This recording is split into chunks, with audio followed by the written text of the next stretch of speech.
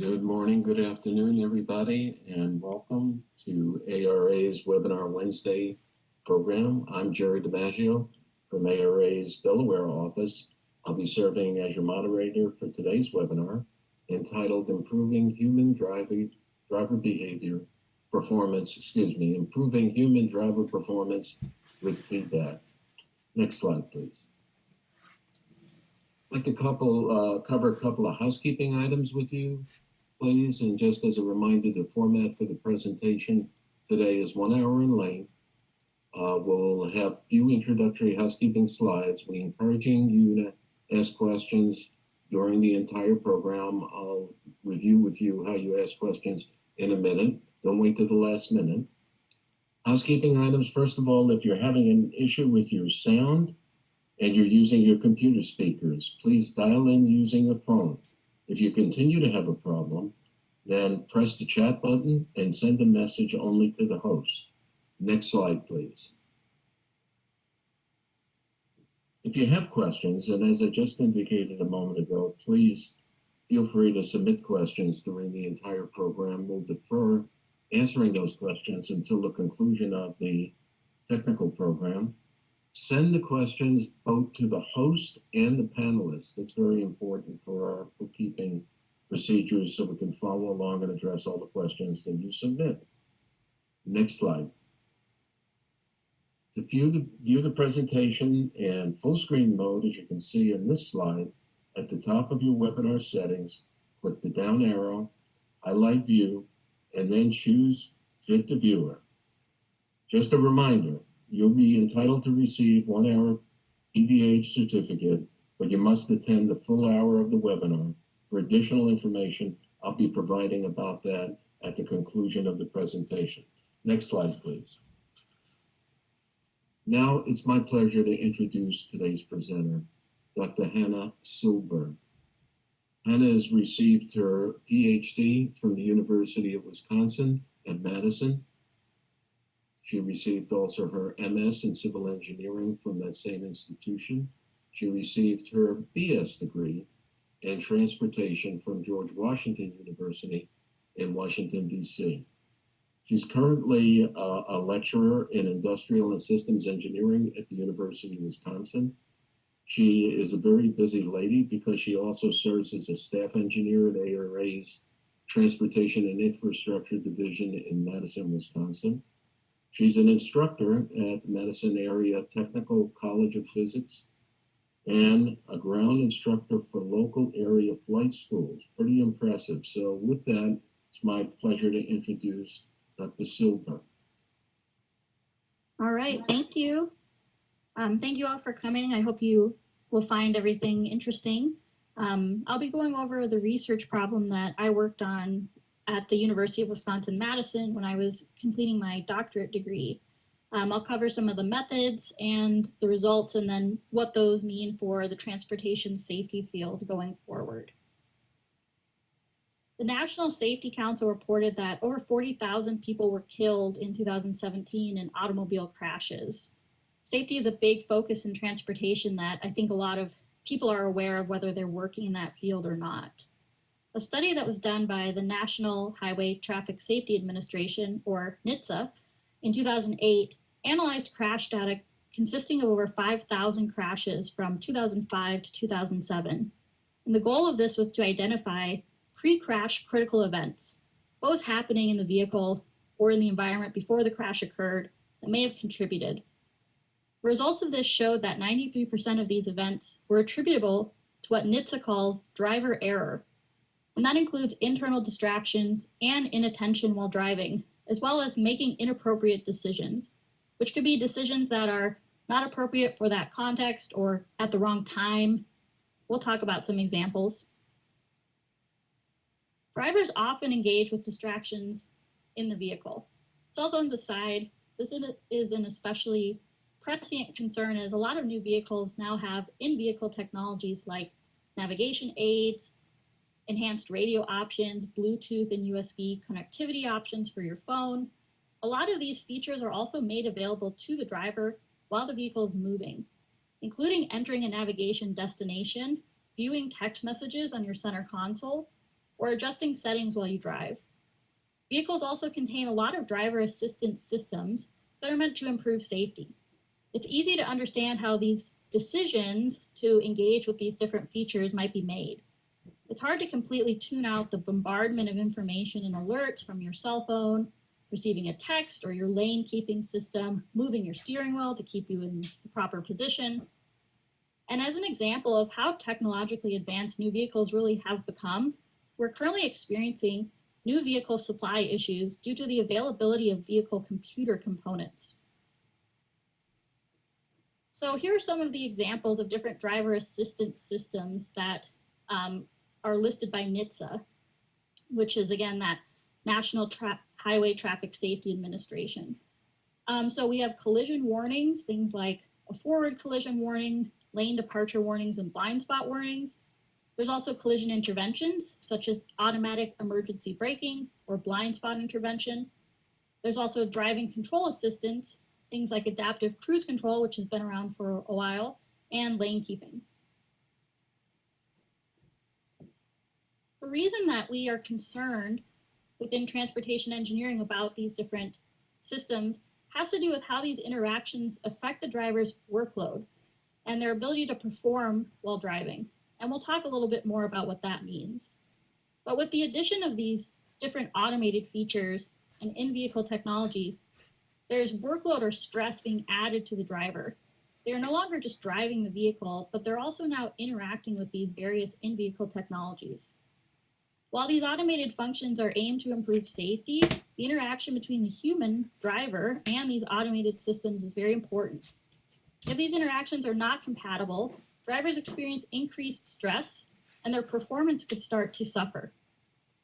A study that was conducted by the University of Utah and AAA found that drivers stated that they believed if the features were made available to them while they drove, then these technologies were safe to use while driving. Another aspect of this that is important is the complexity. The more components that we add into any system, the more complex that system becomes. Usually that adds functionality, which is good, but now users have more decision points, more options, and the system becomes more vulnerable to errors. With automation, this is especially dangerous as many of these errors are latent. We don't know that they exist until something bad happens. A lot of automated functions happen behind the curtain, which makes it difficult for users to understand what the automation is doing, how it thinks, and what its limitations are. A term that we use a lot in human factors is workload. This refers to the mental demands that are being placed on an operator. For drivers, workload comes in a lot of forms and from a lot of sources. Drivers have to contend with a lot of often very competing demands in the vehicle. We hope that they focus the most on the primary demand, which is the need to be aware of the roadway and respond to any potential hazards. But we know that demands from in-vehicle systems and other items like your cell phone or a passenger sometimes get in the way. So on the right side of this screen, we see what we call the Yerkes-Dodson curve. This is the performance arousal curve. It shows a relationship between driver workload or stress and their performance. Right. Here on the left side of the curve, a driver experiences too little stress. Then in the middle two areas, we have an optimal level of engagement in a task where users perceive or achieve peak performance, Beyond that optimum engagement, more workload translates to what we call stress overload. And these areas on the far right of the curve, that's where we experience burnout and breakdown. Excessive levels of workload are really dangerous and they can impact performance in other domains as well, not just in driving. When we add in complex automation to a vehicle, it's like adding in a teammate that doesn't speak the same language as the driver, which means that they may have trouble communicating or understanding each other, which can make the workload for that driver go up and then ultimately impact the performance. Users often become distracted by a lot of things inside the vehicle, and they can become fixated on any one of these features, especially if they're trying to program or use it, or if they're trying to troubleshoot something that doesn't appear to be working correctly. Automation can also behave in a way that a user does not expect, which can cause some issues as well. So again, we come back to this idea of what's inside the black box, which is a term that we use to refer to that idea that a lot of what's going on with automated systems is happening but kind of behind the scenes. Users often have limited abilities to see how the automation thinks and works and why it does the things it does. As humans, we often assume an automated feature completes a task the way that we would complete the task, but that's not necessarily true.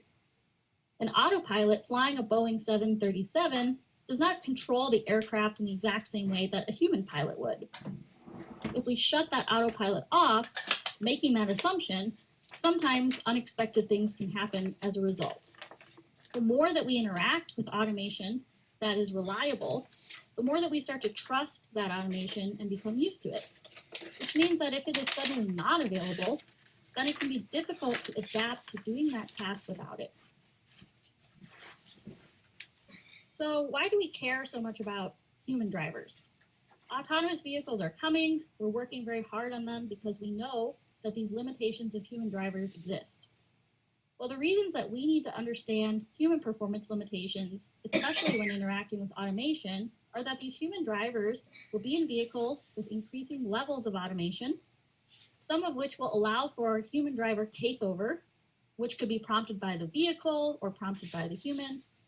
And if our human drivers do not understand the automation or they don't trust it, we'll see a lot of issues related to takeover behaviors.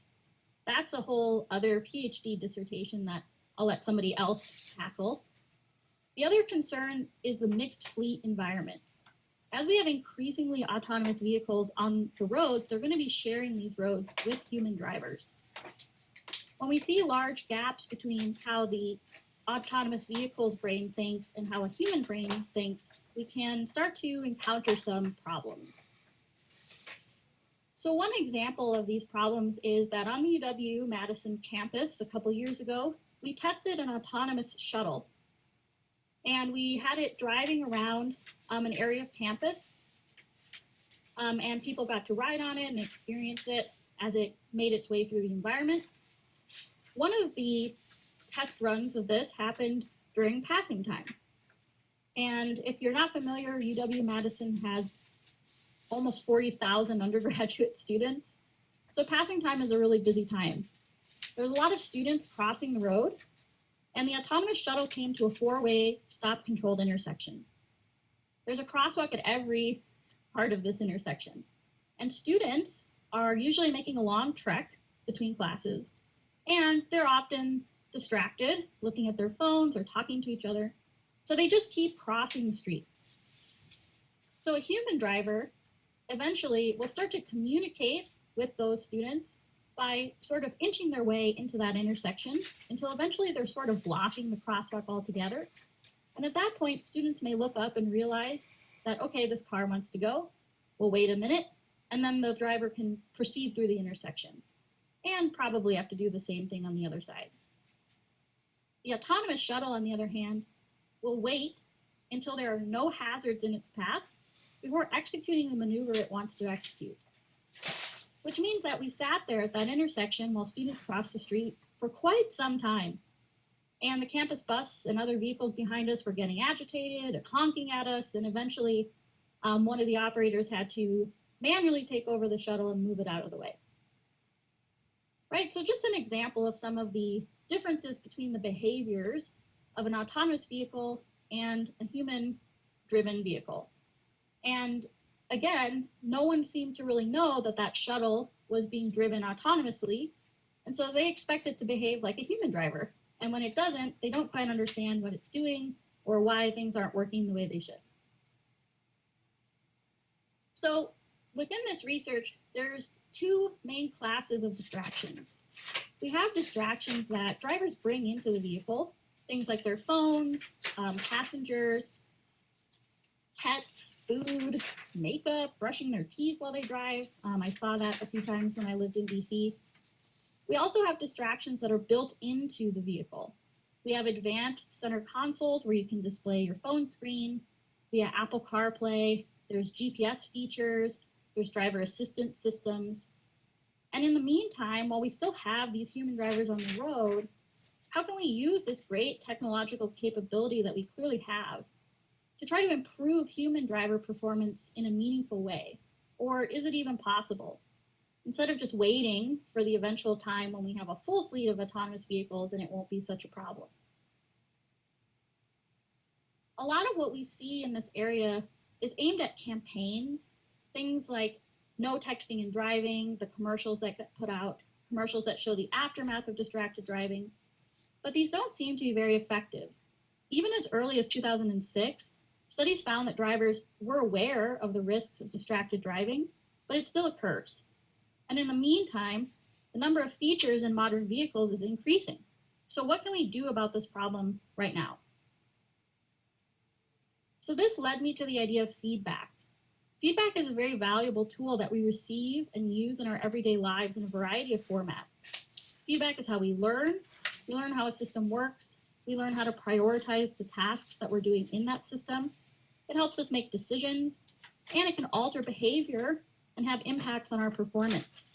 If you fail a calculus test, looking at that graded test could motivate you to study a lot harder for the next test.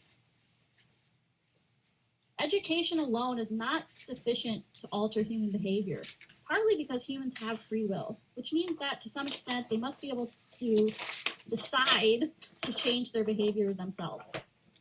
And for this reason, I focused on formative feedback, which is feedback that aims to modify behavior and improve performance in future trials.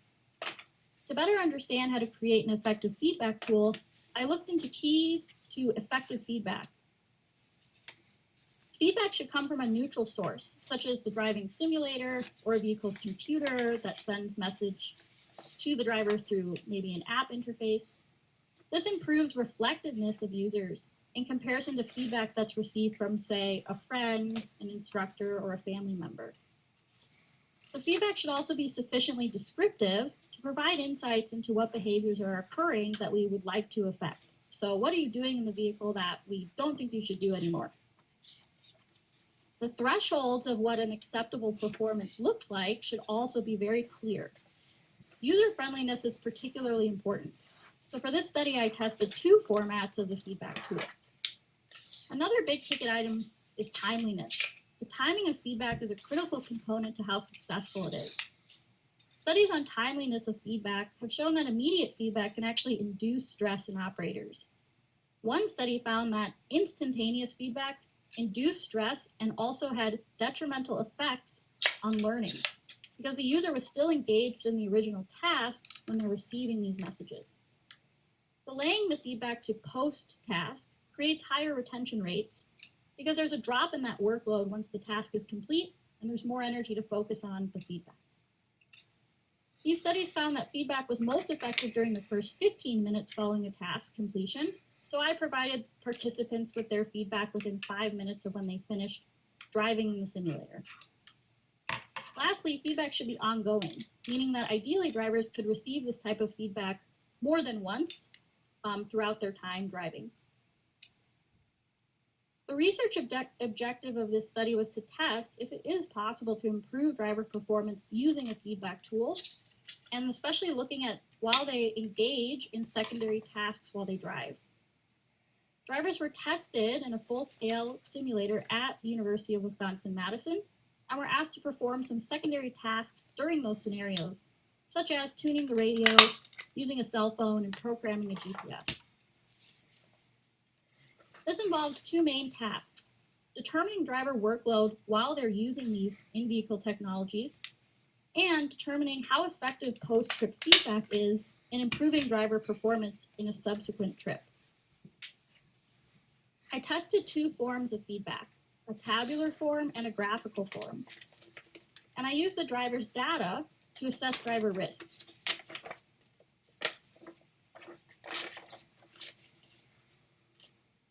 There we go. Simulation is a really great tool. It offers a high level of experimental control. This makes it an attractive option because it means that results that you obtain in your study can be attributed to experimental design and treatment. In a naturalistic environment out on the road, there's a lot of other factors involved that we cannot control, which means that the results you get you couldn't say that they're only because of my tool. There's other things happening that could have influenced how drivers behave or why they did the things they did. The driving simulator at UW-Madison can collect more than 50 unique variables at once, and it has some physical fidelity improvement over other simulators because it's a real vehicle.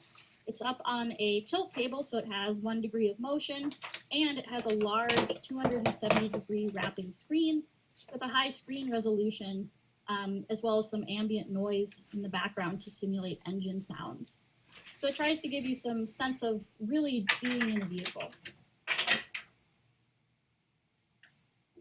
So as previously mentioned, 2 formats of the feedback tool were tested in this study. The first was a tabular format, which is very efficient to create. This is an example of the tabular feedback tool. Here, trip time is displayed in the left column, and the performance measures are color-coded to show deviations that exceed predetermined thresholds. The columns from left to right are trip time in minutes, driver's speed in miles per hour, speed limit in miles per hour, acceleration or deceleration rate in feet per second squared, distance from the center of the lane in feet, and the number of lane departures made during the trip. And the trip data in this one is displayed for every 30 seconds, but that would be customizable. These performance metrics were chosen by analyzing factors that affect the trip stability of the vehicle.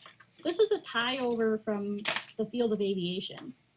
In aviation, we look for disruptions in stability of flight, as well as when people are coming in approaching to land. Anytime that the aircraft is unstable or gets what we call ahead of the pilot, are times when the pilot might be in danger of making a mistake. And in flight, these items are things like how well the pilot maintains their altitude and flight path, or their rate of climb and descent. Within driving, I analyze different factors that affect the stability of a driver's trip and show speed versus posted speed limit, acceleration rates, and lane positions.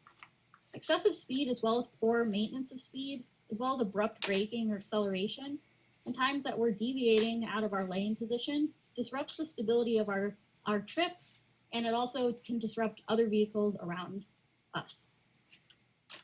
The other tool was a graphical tool. A lot of systems are utilizing integrated graphical formats because the accessing cost is lower. There's a more cohesive display of information, and it's usually quicker to interpret the information that's shown to you, especially trends of what's happening with data over time. There's also support of testing a graphical feedback tool in this project from a previous study that was conducted at the UW in the Flight Research Lab in 2012. There's other studies that also analyzed task time using tabular versus graphical interfaces and found some significant reductions in task time when using a graphical interface. So here in the graphical tool, we see the same performance metrics, but they're displayed visually. The horizontal axis displays trip time in minutes. On the left vertical axis, we have speed in miles per hour and acceleration in feet per second squared. And on the right vertical axis, we have distance from the lane center in feet. The red line up at the top shows the speed limit in miles per hour. And the blue line here shows the driver's speed in miles per hour. This way we can see directly that our blue line has gone over this red line for most of the trip, which indicates the driver was speeding. The green line shows their lane position, and it also shows that they had poor lane tracking throughout the trip. Instability like this is common in drivers who might be distracted by something in the vehicle. And this driver, their distance from the lane center varied by over 3 feet on each side. The dark purple lines here and here show the range of safe acceleration rates, or the thresholds used in the study. And the light purple line shows the driver's acceleration rate. So there was a little peak here where the driver was out of this safe range around the 5-minute mark of the trip. In total for this study, I recruited 48 people. However, I only used the data from 45. 3 of the participants experienced what we call simulator sickness. They got a little nauseous and they didn't complete the study. All of the participants were licensed drivers between the ages of 18 and 66. I had 22 self-identified females and 23 self-identified males. Participants were randomly assigned to one of 3 experimental groups, and each group had a total of 15 participants. Each person signed a consent form, and we had them complete a pre-trip questionnaire asking them to rate the risk associated with different things like texting while driving, as well as how willing they would be to engage in that type of behavior while driving.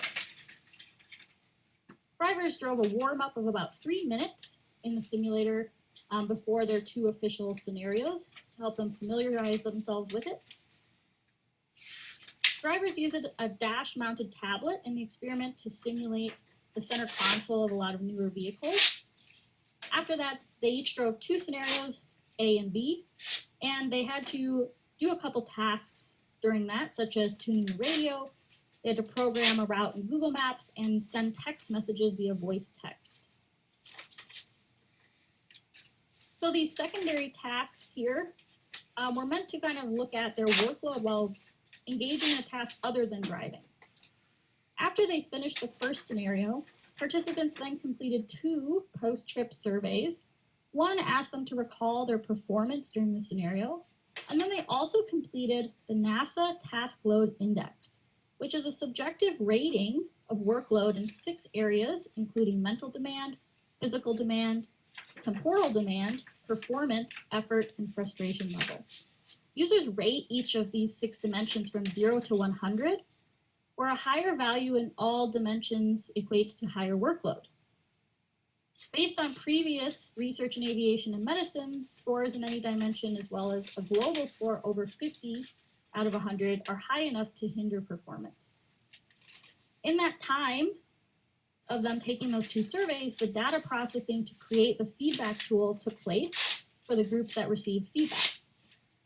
Those groups receiving feedback received the feedback and were given a general overview of the tool before being given time to review the results.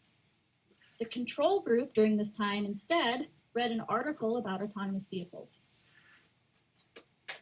So here's an overview of some of the results.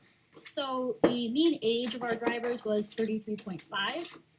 But again, we had drivers ranging in age from 18 to 66. It was important to capture drivers over the age of 65 if possible, because it's an area that sometimes gets underrepresented, especially if you have a simulator on a college campus. You get a lot of really willing college students that want to come drive it for you, which is great. But then we don't get a lot of older drivers, and they're important too. Of the years of driving experience, the mean was 18.2 years. And we also asked drivers how many hours per week they drive. The mean was 10.6 hours per week. And then those were the performance measures that we used to analyze their performance. Before they drove, drivers were asked to rate their level of skill and judgment in comparison to other drivers on a scale of 1 to 10, where 1 was much worse than other drivers and 10 was much better. Here, a 5 would indicate that a driver believes their own skill and judgment to be equal with other drivers. If you had to guess, think to yourself what you think the average rating was. The average rating was 8.3 out of 10, which indicates that drivers believe their own skills to be better than other drivers. The minimum value on this was 7 out of 10, which tells us that all of the drivers in this study believe themselves to be superior to other drivers in these areas. Prior to driving, they were also asked to rate the perceived risk of various secondary tasks and how willing they would be to engage in these tasks. These were also rated on a scale of 1 to 10. So they were asked about things like texting while driving, which they rated very risky, and most people rated they would have a low willingness to engage. For tuning the radio while driving or talking to a passenger or eating or drinking, they rated this as not very risky and felt willing to engage. And then with programming the GPS while driving, again, participants rated this as very risky and said that they had a low willingness to engage. So now to discuss the driver workload. You'll see here that the average mental demand workload scores here were over the 50 mark threshold for both trials. And that's marked here with this solid black line. And this is also the dimension where the highest ratings are observed in the mental demand category. After the first trial, all of the participants had mental demand scores over 50, and about 62% of them had mental demand ratings over 50 after the second trial. There's also scores across these dimensions that you can kind of see they generally decreased from the first to second trial, which we'll see here's the first trial and here's the second trial. So they went down. Another piece of data that's interesting here is the self-rated performance. So here they would rate that a lower score would be good performance and a higher score would be poor performance. And the participants rated that their performance was better in the second trial than in the first, which is interesting. Another key result is the analysis of the driver performance across the trials, as well as the differences in performance between our control group and the two groups that received the feedback. All the participants showed improvement in performance from the first to second scenario, but the performance improvements were greater in both of the groups that received the feedback. They drove closer to the speed limit, they had fewer lane deviations, and they had more gradual acceleration rates and fewer hard brakes. So once these experiments were concluded, I began looking at some of these factors that affect driver risk. As a part of this, I looked through previous research on risk modeling, a lot of which utilizes risk matrices to complete an analysis. I looked at a risk matrix created by Cirrus Aircraft that was used to evaluate pilot risk before and after they complete Cirrus training.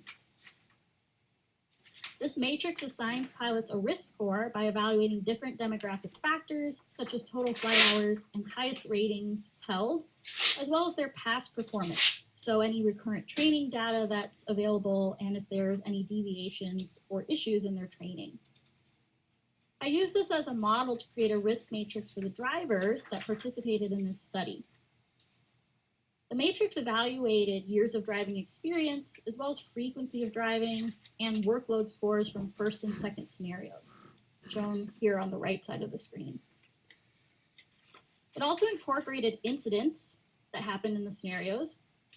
And lastly, the CAC suggests that drivers ages 19 and younger, as well as drivers that are over the age of 65, are in an increased risk category for being involved in a crash. So 2 points were added to the total score for any drivers that met those requirements. So if they were 19 or younger or 65 or older. So here we have the driver risk matrix scores from scenario 1, after scenario 1 in blue, and after scenario 2 in red, if you're able to see the color. All groups saw lower risk scores from completion of the first trial as compared to completion of the second. The maximum score in this matrix is 62, and the maximum attained score after scenario 1 was 45. That was in the tabular group, and also one in the control group. And after scenario 2, the maximum attained score was a 42, and that was in the control group. So looking at how these risk scores changed across the trials, the greatest change in scores from trial 1 to trial 2 is seen in the graphical feedback group. This implies that drivers who receive graphical feedback between their scenarios have a lower risk after they receive the feedback about their driving performance.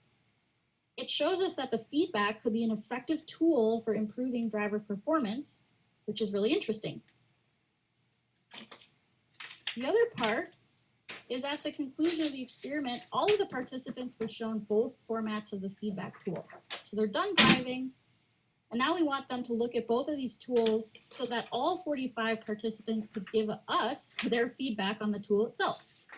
Drivers were asked to rate the ease of understanding of both of the tools, as well as whether they found the tools to be meaningful. In this case, the graphical feedback tool was rated as easier to understand. It was also given a higher rating for meaningfulness of the feedback, and 80% of the participants stated that they preferred the graphical feedback tool over the tabular. And some of the things that they stated about why they preferred that were viewing the trip progression along the x-axis felt natural. They found it easier to interpret the performance boundaries, and they liked the visual as opposed to numerical feedback information. Of those people who said that they actually preferred the table or the tabular format, they said that they liked the color coding as well as they found it easier to identify what was being measured. So all of this then, the last part is of course looking at how this will impact the field in the future, and a few future applications that I think would be pertinent are shown here. Of great interest to me would, of course, to be completing a more long-term study where drivers were invited back for subsequent trials over differing lengths of time to assess their recall of the initial feedback results. And it would also be interesting to test this tool in a naturalistic setting out on the road or with a larger sample size. And then there's also a possibility to use this type of feedback tool in driver education or licensing. And lastly, in autonomous vehicle research, it could help us aid that closing of the gap between the autonomous vehicle behavior and the human driver behavior.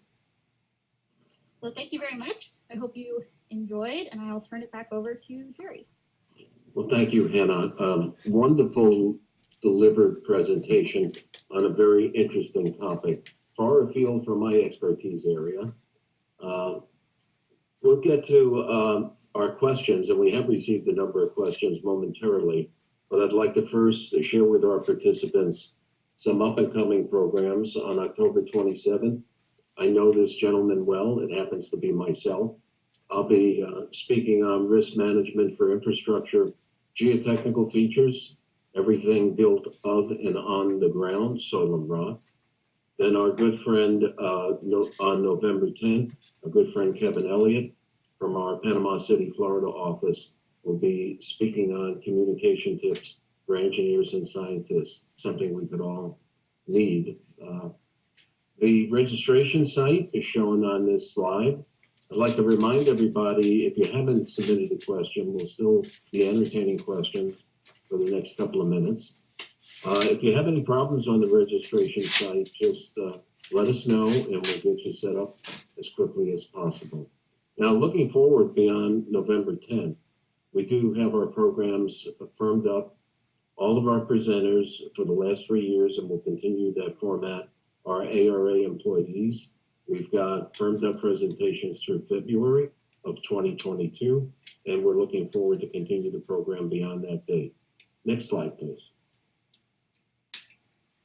So, Hannah, I did indicate you do have a number of questions, and I'll moderate this Q&A for us. And you also, for the participants, you see Dr. Siebel's email address on this particular slide. And Hannah's been gracious enough to make herself available, so to speak, via email for the next 2 days. If you have a question that you haven't been able to think of during the actual live program. In my own practice, I find most people have some difficulty listening to the presenter, looking at the visual aid, and formulating a question, kind of like chewing gum and walking at the same time. With that, let's get into the questions. So first question, Hannah, is from Alan. And Alan would like to know, how long do the effects of this feedback that you reference kind of continue to last in drivers?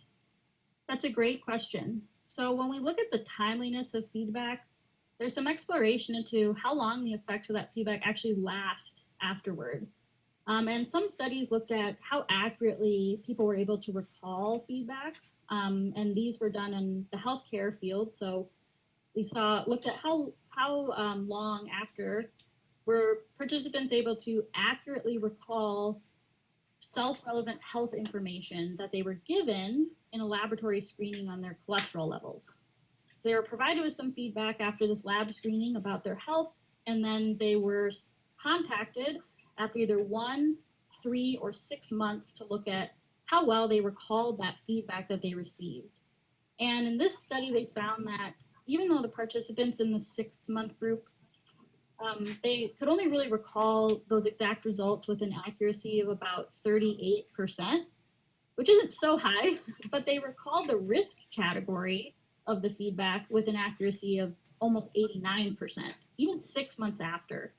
So it's, in terms of the actual specifics, we think that recall starts to go down, especially after that 3-month mark, but that the categories that you might be being assessed in, or your risk category overall. So if your app, let's say, was able to give you this feedback and say, hey, you were in a high risk category, you might be able to recall that for up to 6 months. But we would hope then you might be getting feedback more often than just once per 6 months. But that is a question for part of the future research too. How often should people get the feedback? How long does it last? Okay, thank you. Sticking with the feedback theme, Andrew asked a question of how did you create the 2 feedback tools in a real-time setting so that drivers could view them during the experiment? Great question. So I created them both using Excel. I really like Excel. I think it has a lot of capability for doing a lot, and it's a pretty simple program to learn and access. So I created 2 workbooks with a lot of functions that were pre-built in so that I can import certain columns of the driver's data from the simulator over into the Excel workbook, and it would populate the respective tool. Then I could save the file with the participant's participant number and then let them view it and interact with it. Okay, thank you. We've got a question from Gail. And Gail would like to know, how did you account for in-between, or do you account for in-between user variability when using subjective workload measures like the NASA TLX? That's a question that comes up a lot. So it is a subjective measure, right? So users are rating themselves. But because we ask them to rate themselves in 6 dimensions using the same scale for each, it helps us account for between rater variability more than if they just did a 1-dimensional workload rating. So what was your workload on a scale from 0 to 100? That's it. There's also studies that show that that NASA TLX produced more consistent workload estimates for people than a similar subjective workload assessment technique called SWOT that's sometimes used. So NASA seemed to be the preferred format for subjective rating, and it was also found to be a little bit better in sensitivity, especially for low mental workloads. And it was used a lot in other driver mental workload studies, especially where people are doing some in-vehicle tasks. So we use it a lot in driving, and because the drivers are able to rate across 6 categories, we get to kind of see how their variability comes into play as they rate themselves in each of those 6 areas instead of just one area. Okay, thank you. Got an easy question perhaps from Tiffany. What's the benefit of the risk matrix that you created? So one of the first benefits is, of course, getting to see if you are an enhanced risk category for being involved in a crash. And even though we hear information like, oh, when you're texting and driving, you're at a greater risk for being in a crash. People hear that all the time, but it doesn't feel personal. So if you were to receive this, let's say this was an app that you got feedback from while you were driving, afterward it tells you, hey, your behavior puts you in this increased risk for being involved in a crash. We hope that personal and neutral feedback that's saying, we looked at your data and found this, would make drivers say, oh, wow, okay, maybe I need to pay more attention while I drive. And one of the other benefits is you can use risk scores in prediction models and start to look at, well, what factors actually go into making a driver be in a high risk, right? So we do it in aviation, and we find that, well, it's not total number of hours that's really a big factor as much as how recently you've flown. So you could have a pilot with 50,000 hours, but they haven't flown in 2 years.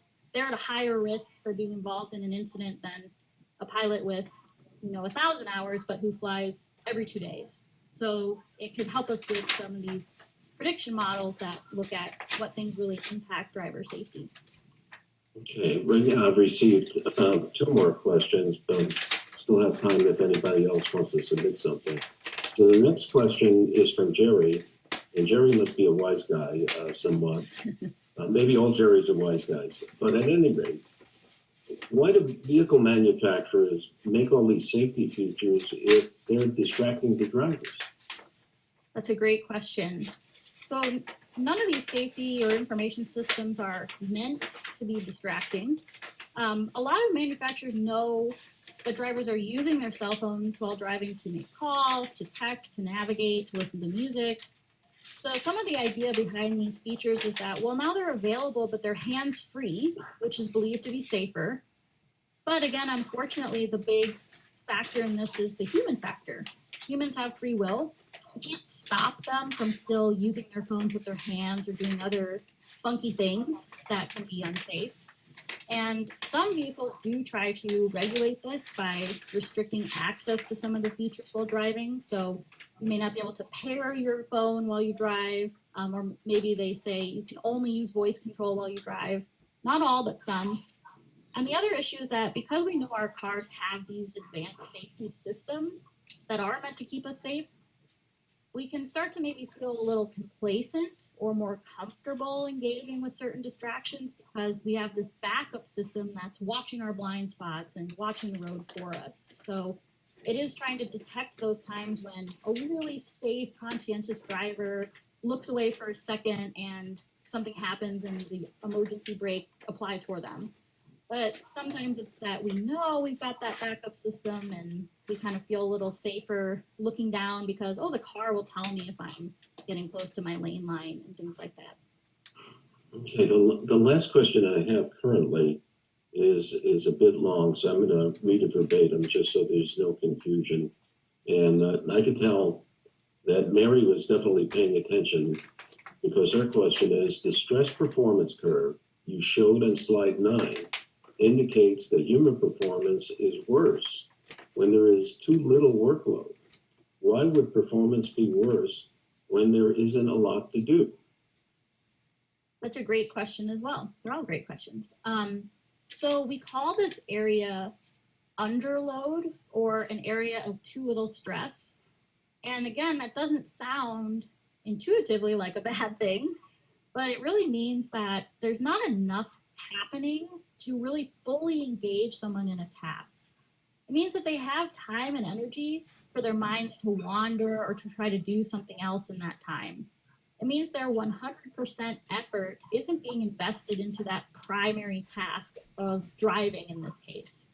So an example of this is if you've ever driven across the Interstate 90 through South Dakota, there's a lot of stretches that are very flat and straight, and there's long stretches between exits. It's really easy to develop something we call highway hypnosis, where drivers kind of zone out while they're driving because there isn't enough happening in the environment to really keep their attention. And that results in slower reaction times when unexpected events do happen. So if there's not a lot going on, we kind of have that time to start, our mind to wander, right? We're not great at vigilance as humans. So you start to think, well, what am I going to have for dinner later? I didn't text my friend Jill back. I should have replied to that email. Did I pack my sunglasses? And then, all of a sudden an animal runs out in the road and you're a lot slower to react than someone who's kind of been forced to pay attention the whole time because let's say there's more cars on the road or the road winds a lot or it's raining or some other factor. Oh, that makes perfect sense. And I know nothing about this topic, but I've experienced exactly what you said. Yes. So Hannah, those are all the questions that I've received so far. I just want to remind everybody, again, this intimidation factor, if you will, the human factor of listening to Hannah today, watching the slides, and formulating questions. So Hannah's made herself graciously available for the next 24 hours. I believe I said 48 hours previously. For the next 24 hours, we do have one caveat to that request. Please form your questions in any way you choose, with the exception of a specific consulting question, because that would be unprofessional for us to respond to. So with that, Hannah, great job. Next slide. We've got 2 more slides, folks. Stick with us. So just as a reminder, all the webinar participants who have joined us for the entire hour will receive a 1-hour PDH certificate and a PDF copy of Hannah's presentation. Please allow 2 weeks to receive your certificate. This webinar is recorded, so at the same location where you register for future webinars, in case you forgot anything that Hannah said, you find a recording of that within a few days, so you can refresh your memory on anything that's been presented on any of our webinars. Really, beginning in February, it'll be our 3rd year. So there is that on that website, probably 32, 34 webinars. Next slide, please. So finally, a little infomercial. Applied Research Associates Incorporated is a national company. We're always looking for great people to join our team. We have somewhere in the neighborhood of over 35 offices, some with lots of people, and some, like myself, in a satellite office. I currently work out of my home at the beach. I'm entitled to at 72 years old. So one of our mottos is we are looking for people who are obviously knowledgeable and enjoy science and engineering for fun and profit. So if you're interested in learning more about the current employment opportunities, please reach out to us, specifically employment opportunities on our transportation and our infrastructure offices, of which there are more than a few. So I want to thank everybody, including Hannah, once again, for a great delivery and great presentation. We're going to see you all on October 27th, I know. May God bless you all. Have a great day.